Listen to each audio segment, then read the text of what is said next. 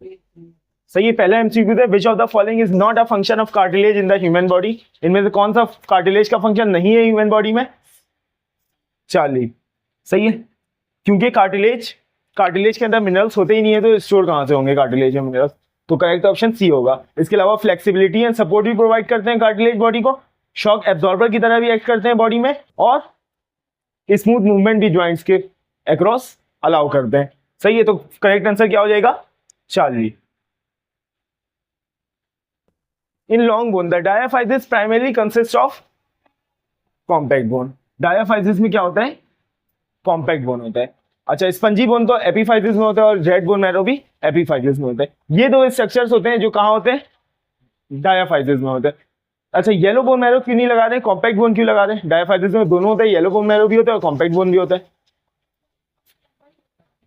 हाँ, compact bone primary structure नहीं है डायाफाइसिस का। सही है, डायाफाइसिस बगैर येलो बोन मैरो के भी, बगैर येलो बोन मैरो ना भी हो, फिर भी अगर सिर्फ कॉम्पैक्ट बोन प्रेजेंट होगा तब भी हम इस स्ट्रक्चर को डायाफाइसिस कहेंगे। मगर ऐसा नहीं हो सकता कि डायाफाइसिस में कॉम्पैक्ट बोन ना प्रेजेंट हो और येलो बोन मैरो प्रेजेंट हो। तो अगर बोथ का ऑप्शन होता तो हम लगा देते, मगर यहाँ पे पूछा जा रहा है प्राइमरीली। सही है, प्राइमरीली क्या चीज होती है? कॉम्पैक्ट बोन होता है। सही है। Third, the primary component of bone responsible for its hardness and rigidity is hydroxyapatite, which is made up of calcium and phosphate. सही है, मतलब मिनरल से मिलके बनता है, इसीलिए हार्डनेस प्रोवाइड करता है। सही है।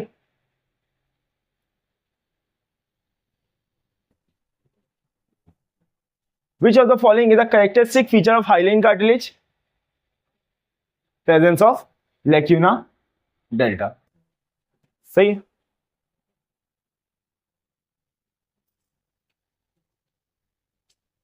तुम चेक बाद में कर लेना, अभी आगे बढ़ाओ, आगे बढ़ा के फिर टिक लगाओ। अच्छा, the outer layer of bone which is dense and solid is called periosteum. सही है, बोन की आउटर लेयर जो होती है उसको क्या कहते हैं? पेरिओस्टियम कहते हैं। सही, यही क्वेश्चन था। How many bones are present in the adult human body? 206। बहुत मुश्किल एमसीक्यूज था, मैं सोचा नहीं दूं इस लेवल में, वो फिर दे दिए।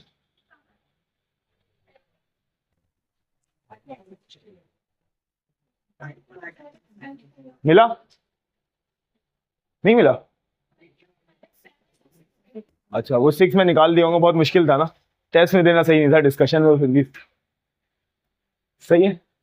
The pectoral girdle consist of the following bones except humerus. Clavicle और स्कैपुला दोनों होता है। सही, ह्यूमरस नहीं होता है, तो आंसर हो जाएगा humerus. Humerus clavicle pectoral girdle नहीं बना रहा होता है। सही है। Which part of the following bones is not part of the vertebral column? Scapula. Atlas भी वर्टिब्रल कॉलम बना रहा होता है, सैक्रम भी, कोकिक्स भी, सिर्फ स्कैपुला वो बोन है जो कि वर्टिब्रल कॉलम नहीं बना रहा होता है। सही, तो करेक्ट आंसर क्या हो जाएगा इस ऑप्शन, इस एमसीक्यूज का? Beta. The bones of the skull are classified into how many groups? 2 groups. One is yes, एक ब्रेन बॉक्स और दूसरे फेशियल बोन्स। सही है, स्कल में दो ही तरह के बोन होते हैं, एक ब्रेन बॉक्स और दूसरे फेशियल बोन्स। सही है। Fibrocartilage is found in which part of the following locations in the human body? Between vertebrae। देखो,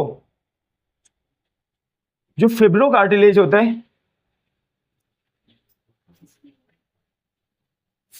फिब्रोकार्टिलेज सबसे पहले इंटरवर्टिब्रल डिस्क में प्रेजेंट होता है, इंटरवर्टिब्रल डिस्क यानी वर्टिब्री के बीच में। दूसरा ही प्रेजेंट होता है नी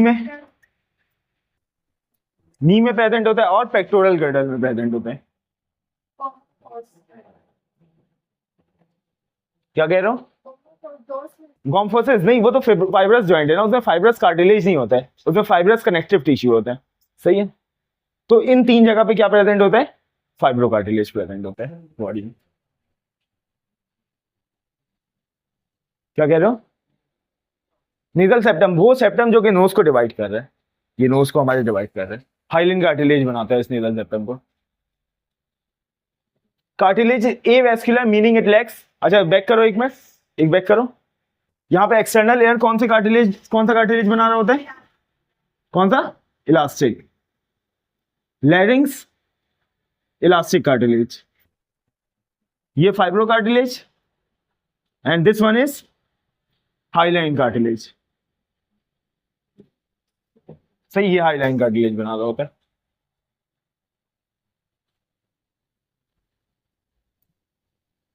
cartilage avascular meaning it lacks, cartilage avascular होते हैं, इसका क्या मतलब है? दे लैक्स ब्लड वेसल्स। कार्टिलेज के पास ब्लड वेसल्स नहीं होते, इसीलिए हम इनको एवेस्कुलर कहते हैं। नर्व फाइबर भी नहीं होते, इसीलिए ए न्यूरल भी कहते हैं। सही है।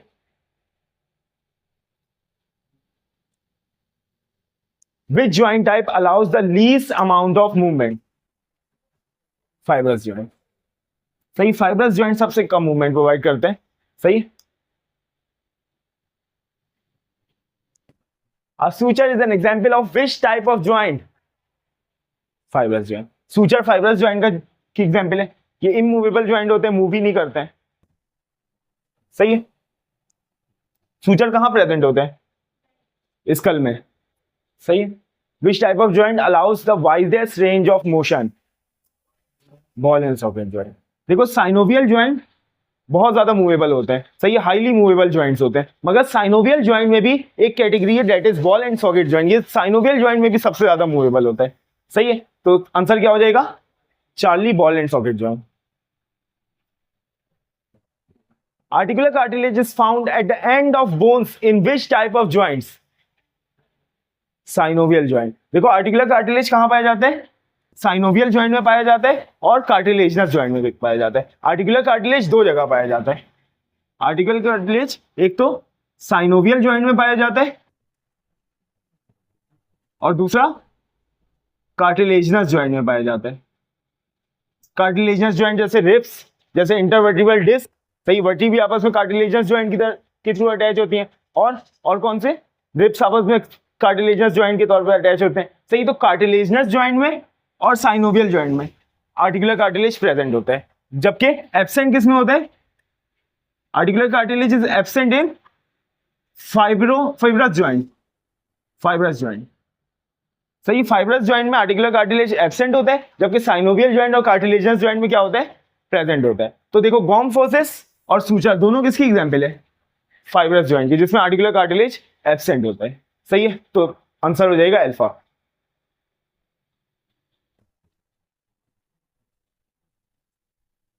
The knee joint is classified as which type of synovial joint?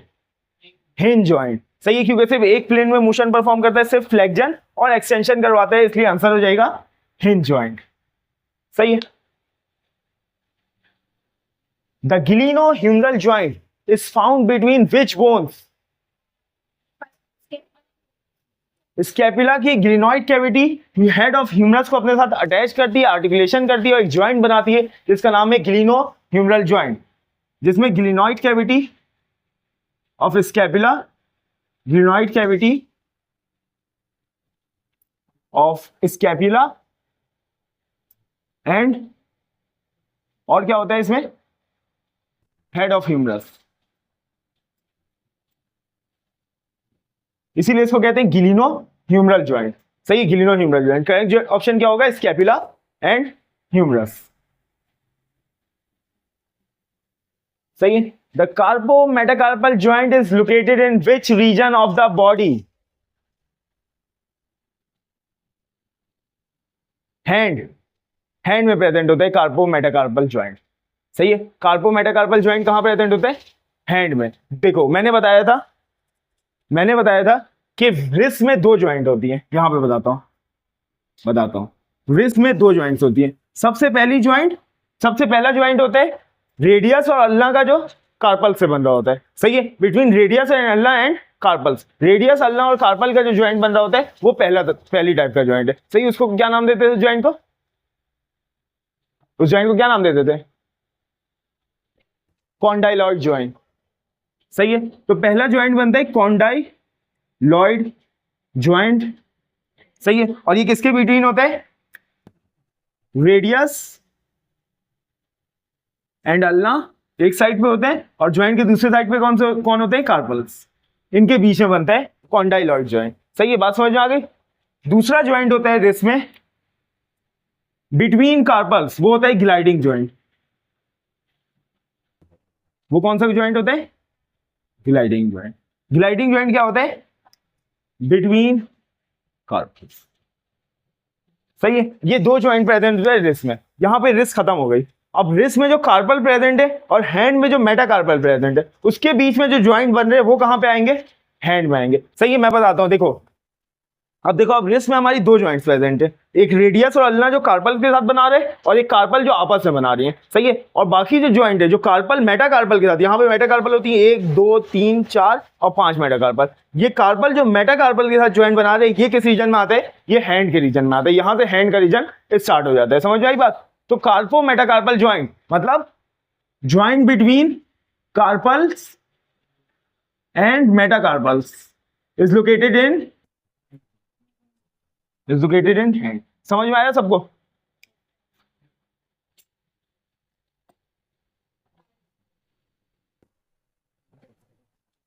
The tarso-metatarsal joint are primarily located in the foot। सही, जिस तरह कार्पो मेटाकार्पल हैंड में होते हैं, उस तरह टार्सो मेटाटार्सल फुट में होते हैं। सही है। The sternoclavicular joint connects which two bones? नाम से पता चल रहा है, बिल्कुल। स्टर्नो मतलब स्टर्नम, क्लेविकुलर मतलब क्लेविकल, यानी it connects sternum and clavicle.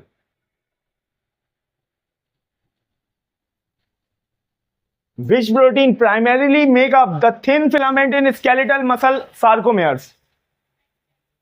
Actin? Troponin नहीं होता है क्या? ट्रोपोमायोसिन नहीं होता है? एक्टिन फिलामेंट में ट्रोपोनिन, थिन फिलामेंट में ट्रोपोनिन और ट्रोपोमायोसिन भी तो होते हैं। हाँ, मतलब प्राइमरी कंपोनेंट क्या होता है?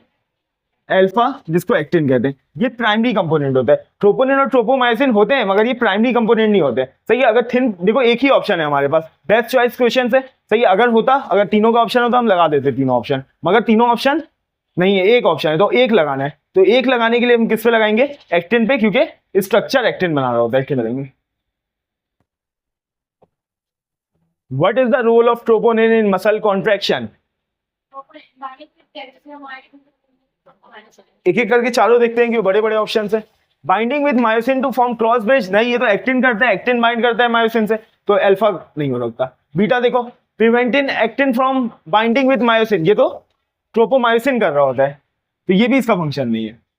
चार्ली देखो, binding with calcium ion to move tropomyosin, ये इसका फंक्शन है, ये बाइंड करता है कैल्शियम आयन से और ट्रोपोमायोसिन को मूव करता है। Breaking down ATP to release energy, ये तो एटीपीएस करता है, तो ये भी इसका फंक्शन नहीं है। सही है।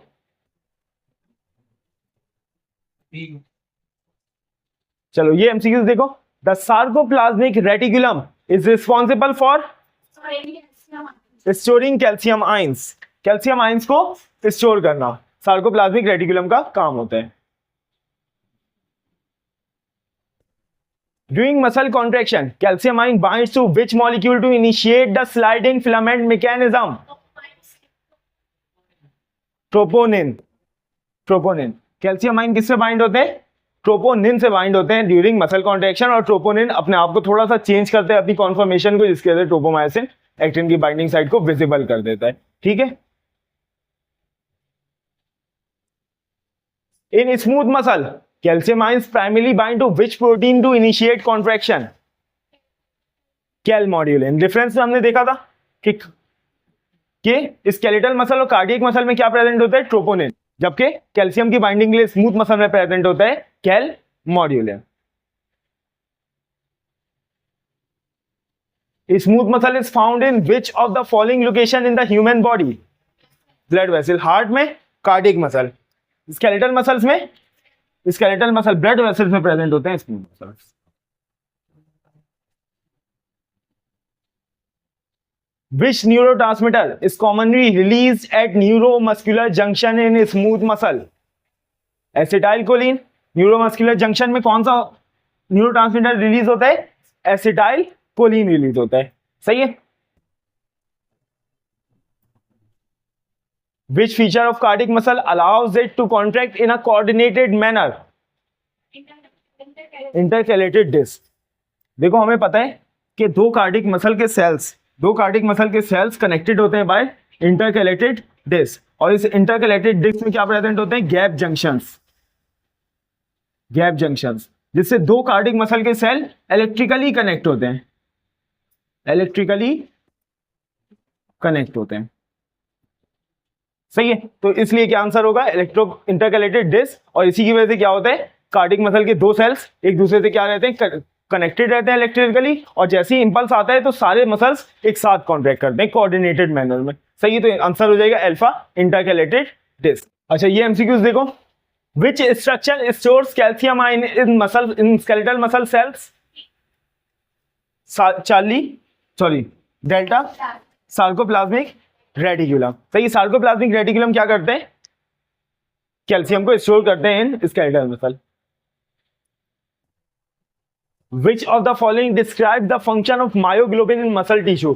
कौन सा ऐसा फंक्शन है जो मायोग्लोबिन का फंक्शन डिफाइन कर रहा है? स्टोरिंग ऑक्सीजन, ऑक्सीजन को स्टोर करता है। कैल्शियम आयन को रिलीज कौन करता है? Sarcoplasmic reticulum. एटीपी को ब्रेक करता है एटीपेस। ट्रोपोनिन के बाइंड करता है कैल्शियम। सही है, तो alpha will be the right answer. The A band in a sarcomere consist of, sarcomere में ए बैंड में क्या क्या चीजें होती हैं? बोल, देखो, अगर आई बैंड होता तो ओनली एक्टिन, अगर एच जोन होता तो ओनली मायोसिन, और जबकि ए बैंड है तो ए बैंड बोल। सही है, तो correct answer will be Charlie. Which part of the sarcomere shortens during muscle contraction? कौन सा पार्ट सार्कोमेयर का छोटा होता है मसल कॉन्ट्रैक्शन के दौरान?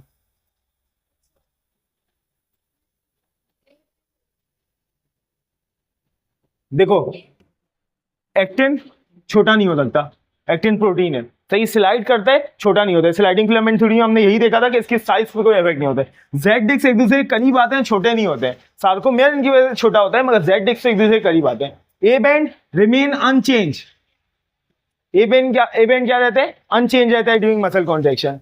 सही है, तो छोटा कौन होगा? एच जोन होगा, और अल्टीमेटली क्या हो जाएगा? डिसअपियर हो जाएगा। Which molecule is required for myosin heads to detach from actin during muscle contraction? कौन सा ऐसा चीज है जो एक्टिन को डिटैच करवाता है फ्रॉम मायोसिन? कौन सी ऐसी चीज है? Myosin, sorry, ATP. ATP detach कराता है एक्टिन को मायोसिन से, मायोसिन के हेड को एक्टिन से। सही है।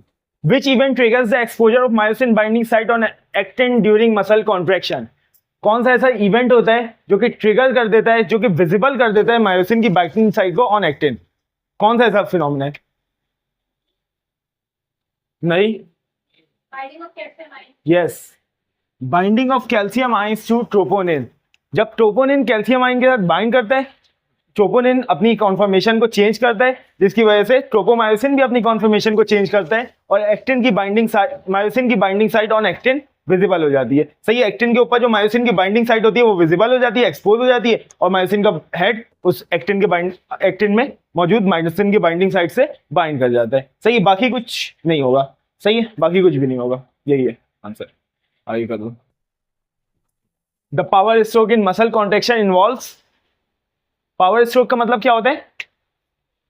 जब मायोसिन का हेड एक्टिन फिलामेंट को टुवर्ड्स एम लाइन मूव करता है, जब एक्टिन फिलामेंट को मूव करता है, उस फिनोमेना को बोलते हैं पावर स्ट्रोक। सही, तो पावर स्ट्रोक में क्या चीज होती है? Detachment of myosin head from actin? नहीं, movement of actin filament toward the centre. Yes, actin filament centre की तरफ मूव करता है, और सेंटर की तरफ किसके मूव करता है? सार्कोमेयर के सेंटर को क्या कहते हैं हम? M line. M line is the centre of the sarcomere, तो एम लाइन की तरफ मूव करता है, या कह दो सेंटर ऑफ द सार्कोमेयर की तरफ मूव करता है। सही है।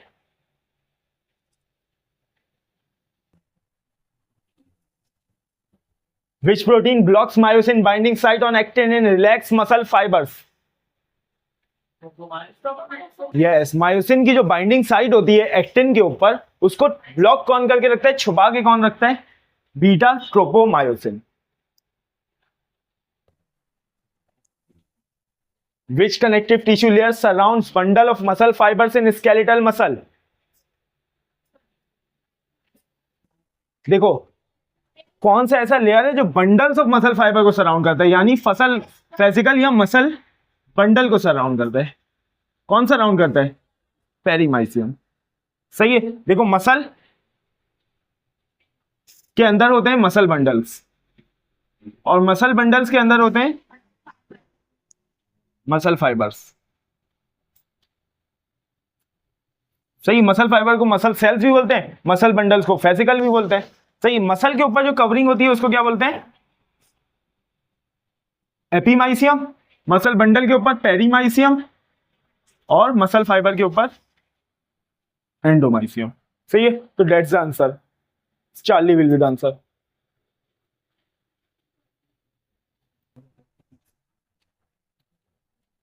Which organelle is responsible for synthesizing ATP in muscle fibers? Mitochondria. Muscle fibre के अलावा कोई भी ऑप्शन, कोई भी आ जाए, कोई भी क्वेश्चन आ जाए, तो एटीपी को सिंथेसाइज कौन करेगा? माइटोकॉन्ड्रिया करेगा। सही है।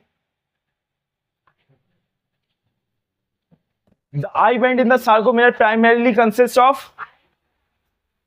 आई बैंड में सिर्फ और सिर्फ कौन सा फिलामेंट होता है? एक्टिन फिलामेंट होता है। पहले भी हम डिस्कस कर चुके हैं इस बात को। सही, तो आई बैंड में सिर्फ एक्टिन फिलामेंट होता है, इसलिए beta will be the right answer. The H zone in the sarcomere primarily consist of myosin filament. इसको भी डिस्कस कर चुके हैं। एज जोन में होता है मायोसिन फिलामेंट, या फिर इसकी जगह हो सकता है थिक फिलामेंट भी इसकी जगह हो सकता है। तो the correct answer will B beta myosin filament. बोलने तो पूरा पूरा बोलने दो। Which structure contains the active sites to which myosin had attached during muscle contraction? Actin. Yes, actin के ऊपर मायोसिन की बाइंडिंग साइट प्रेजेंट होती है, और मायोसिन का हेड इसी एक्टिन के ऊपर मौजूद मायोसिन के बाइंडिंग साइट के साथ बाइंड करता है, अटैच होता है। तो the correct answer will B actin delta. Which type of arthritis is caused by wear and tear on the joints? Osteoarthritis wear and tear की वजह से होता है। तो the correct answer will be alpha osteoarthritis। Rheumatoid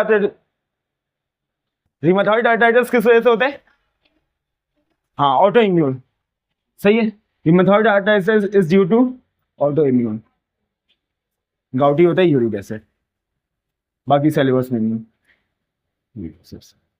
सही है।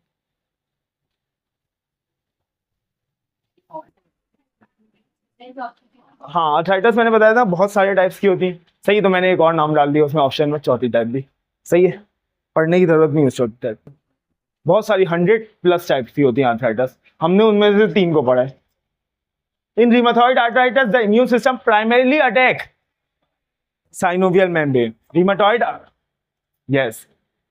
Arthritis में immune system किस पे अटैक करता है? साइनोवियल मेम्ब्रेन, या फिर ऑप्शन में लिखा हो सकता है साइनोवियम। हम साइनोवियल मेम्ब्रेन ही को कहते हैं। सही है, तो the correct answer will B beta synovial membrane.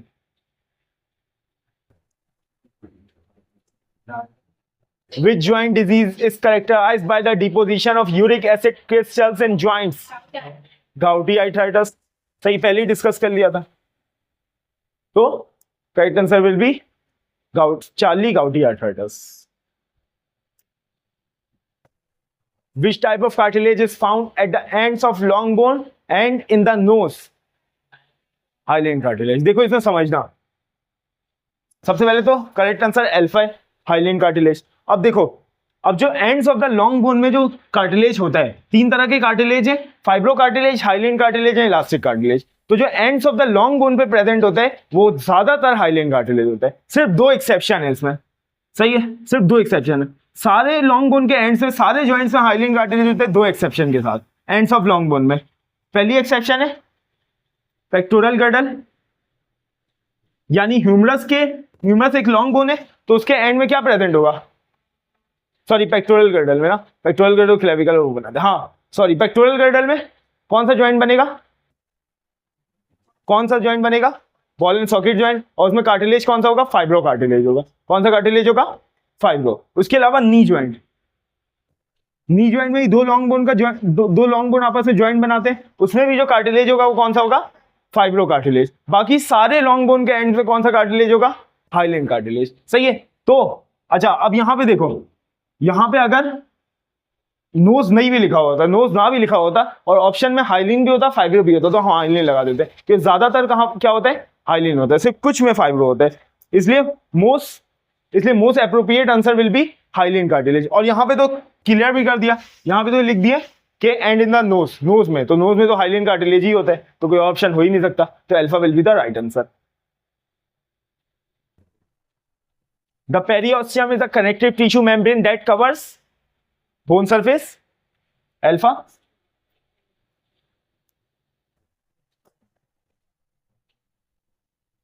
Which bone cell are responsible for breaking down bone tissues? Osteoclast, बहुत इजी, सही है। ऑस्टियोक्लास्ट क्या करता है, बोन को डिसॉल्व करता है या बोन की टिश्यू को ब्रेक करता है, कुछ भी कह सकते हैं, तो Charlie will be the right answer, osteoclast. The epiphyseal plate is responsible for क्या, रेगुलेटिंग बोन ग्रोथ, हाँ यही बोला था, अच्छा सही है। एपिफाइजियल प्लेट की वजह से क्या हो रहा होता है, बोन ग्रो कर रहा होता है, इसलिए करेक्ट आंसर क्या होगा, delta, regulating bone growth. Which of the following is not a function of bone tissue? Blood cell production करता है bone tissue, bone marrow present होता है और वो क्या कर रहा होता है, ब्लड सेल की प्रोडक्शन कर रहा होता है। स्टोरेज ऑफ मिनरल्स भी कर रहा होता है, कैल्शियम और फॉस्फेट को स्टोर कर रहा होता है। प्रोटेक्शन ऑफ इंटरनल ऑर्गन्स कर रहा होता है, नहीं कर रहा होता है। अच्छा यहाँ पे क्रॉस लगेगा क्योंकि नॉट है ऑप्शन में, तो जो सही बात होगी इसमें क्रॉस लगा देंगे हम, सही है। प्रोटेक्शन ऑफ इंटरनल ऑर्गन्स करता है, किडनी को प्रोटेक्ट कर रहे होते हैं फ्लोटिंग रिब्स, सही है। इसके अलावा सामने जो ट्रू रिब्स होते हैं वो हार्ट और लंग को प्रोटेक्ट कर होते हैं, इंटरनल ऑर्गन्स को भी प्रोटेक्ट कर रहे होते हैं, तो ये भी फंक्शन है, तो ये भी आंसर नहीं हो सकता। सिंथेसिस ऑफ न्यूरोट्रांसमीटर, कौन बनाते हैं न्यूरोट्रांसमीटर, न्यूरॉन्स, सही है, बोन नहीं बनाते हैं, तो the correct answer will B delta, synthesis of neurotransmitters.